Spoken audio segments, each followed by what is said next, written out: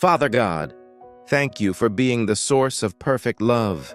Your love surrounds us, sustains us, and teaches us how to love others with grace and patience. Fill our hearts today with love that is gentle, kind, and sincere.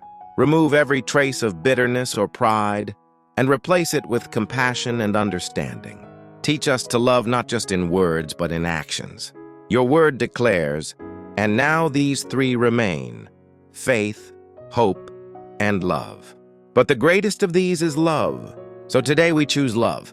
Let your love flow through us to our families, our communities, and even those we struggle to understand. May our lives reflect the kindness and mercy we've freely received from you. Thank you for loving us unconditionally. We receive your love, we share your love, and we live rooted in your love. In Jesus' name, amen.